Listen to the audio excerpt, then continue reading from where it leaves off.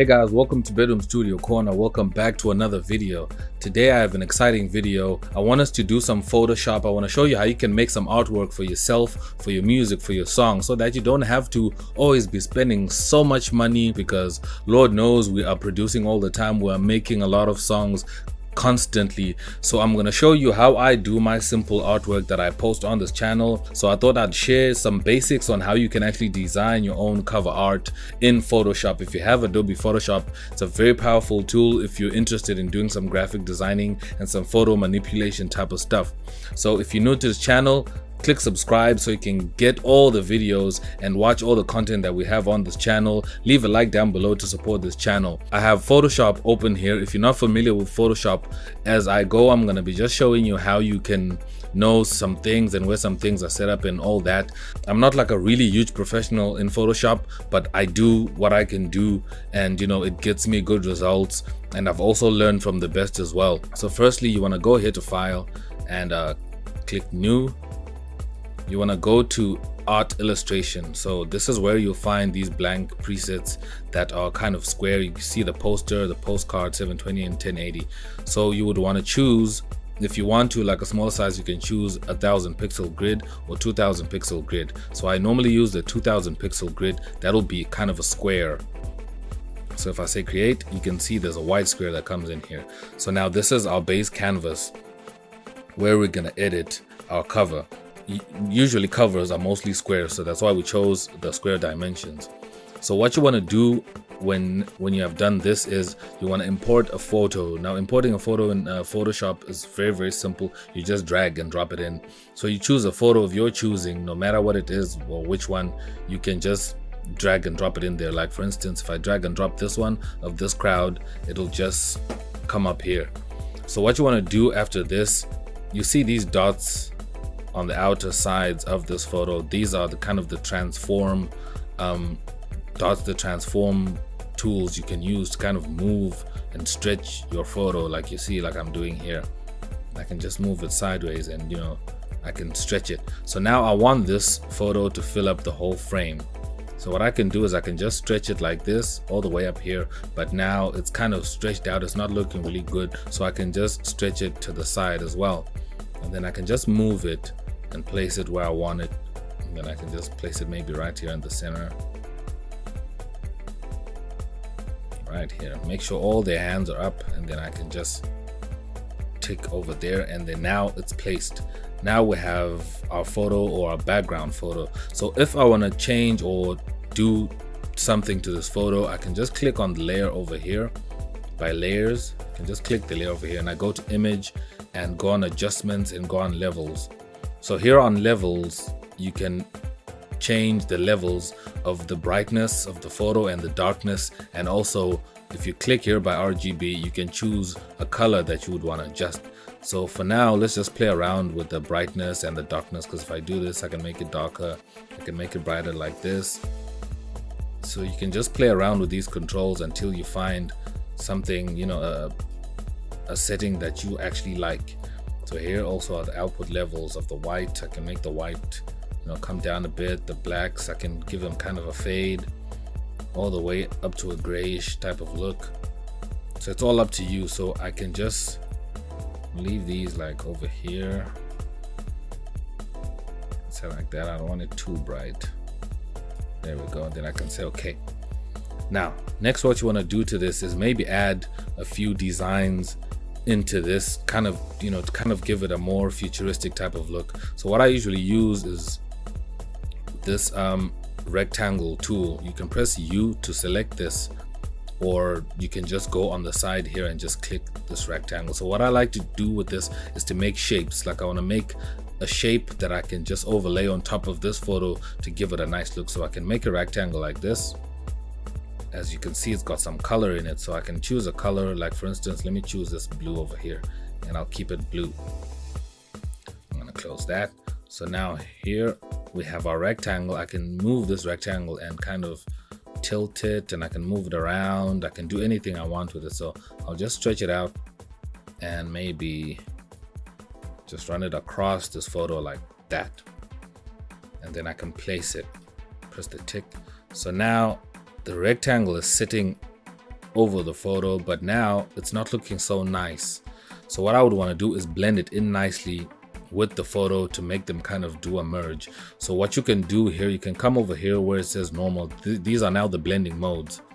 So you can click and then you can see all these blending mode types that you can choose from. So I'm going to choose soft light. Now you can see it kind of fades in nicely into the photo, just like that. So it's much softer and it's not kind of blocking everything that's in the photo already. So I can just leave it there. You can move it however you want. Then I can actually make a second one. Say over here. Then I can choose that. And maybe I can change the color of this one and maybe choose a pink. Then I can also turn this one opposite direction. Close that. And I can make the pink bigger. Then I go back here on blending modes. I can just place it first. Go back here on blending modes and choose soft light. Then boom, there it is. So I can actually keep it like this, then kind of make like a T out of it. Then do that. Maybe just let them touch. See how that looks.